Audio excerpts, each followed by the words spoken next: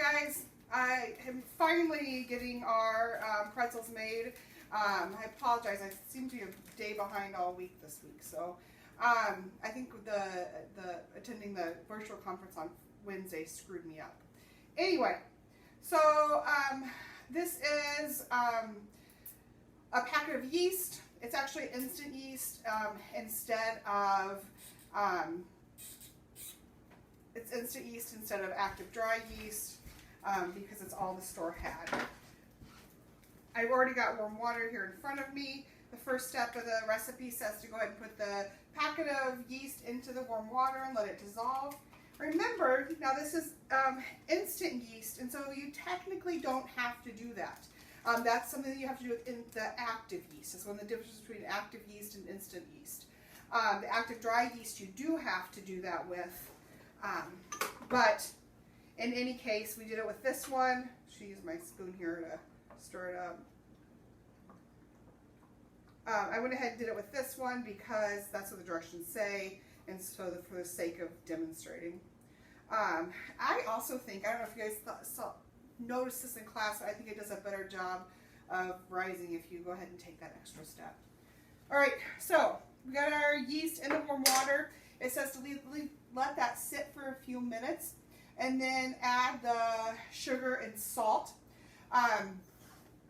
For this recipe, it's just a teaspoon of salt and a tablespoon of sugar, so not much of either one. I'm going to go ahead and put the sugar in now, though, because what else do we know about yeast? What's it going to do if I add the sugar in now? It's going to feed it, right? It's going to get that yeast to start behaving a little bit better and start being a little bit more active. So it's already bubbling in here, so that tells us that it is already mixing up and getting started in there. I'm going to give it another minute or two, and then we'll mix it with our salt.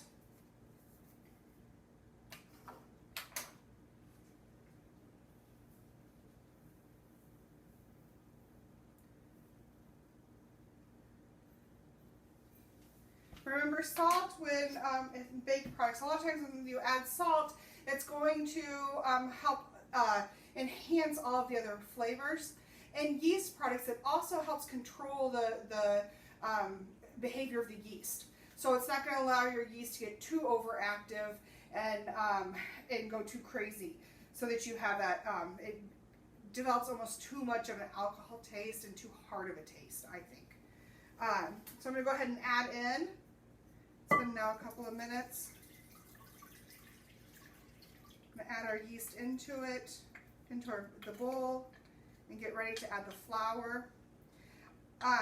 I'll post the recipe that I'm using to Google Classroom when I post the video.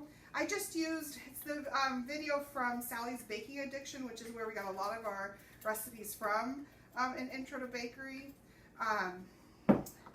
The only thing I have to say, my complaint is, and I don't know if I used a different one or if this one, I just didn't read it close enough, but it says that you don't have, the recipe reads that you don't have to let it rise.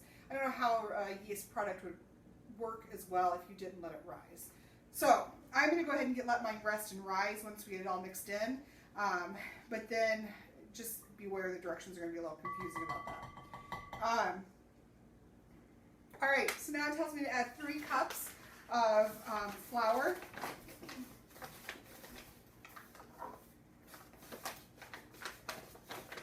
I'm going to fluff the flour up a little bit so it's not packed in there.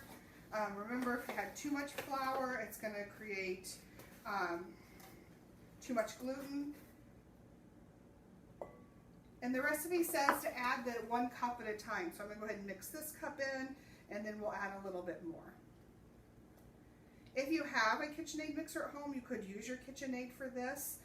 The recipe says to use a wooden spoon, so certainly this will work as well.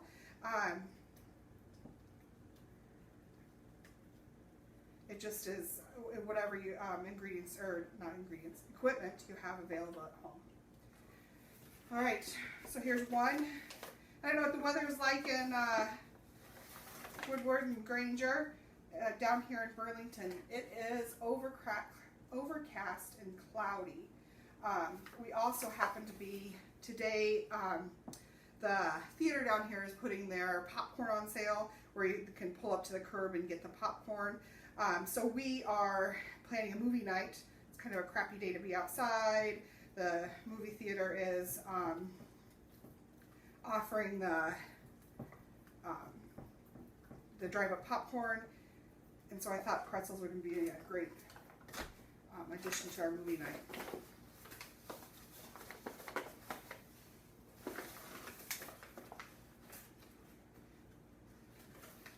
Alright, so here's the third cup. The recipe calls for 3 3/4 to 4 1/2, but it says to add it in 1 cup increments. So this is our third one.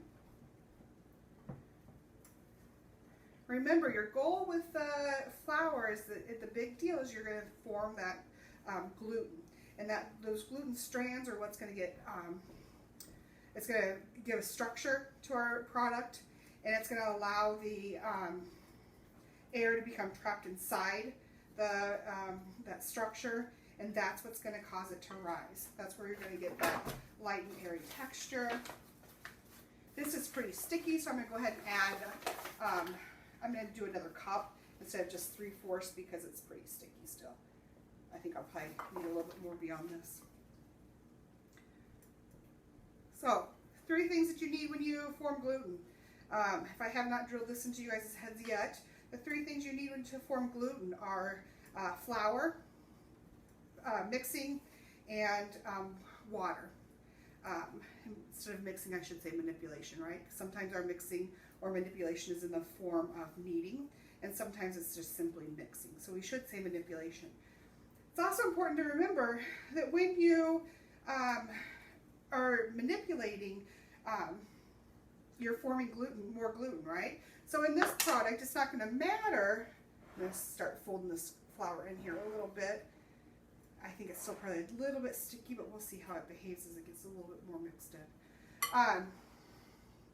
With your manipulation, sometimes your manipulation is mixing and kneading, and it's kind of clear that that's going to form gluten. But sometimes, like we discussed with our pie crust last week, that manipulation is just simply the more you handle it. The more you handle it, the worse it's going to get. Or the more gluten it's going to form. All right. So this recipe says to go ahead at this point in time, turn it out and start to knead it. So I'm going to do that now. I'm going to put a little bit of flour down on the surface and get going with our kneading process. It says to knead it for 3 minutes, which is not a ton of mixing time, or kneading time, I guess, not mixing. But we'll go ahead and follow the recipe. This is still just a little bit sticky, so I think I'll probably incorporate just a little bit more flour.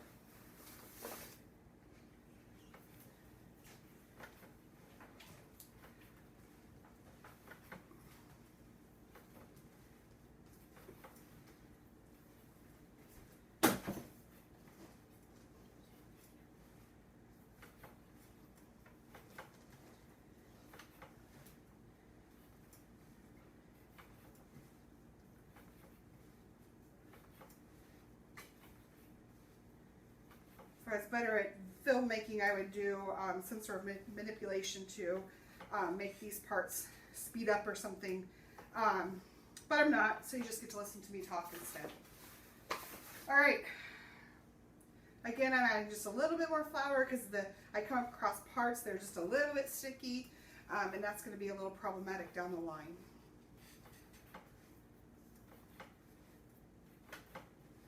All right. So I'm going to go ahead and stop the video now. You guys have an idea here of what's going on.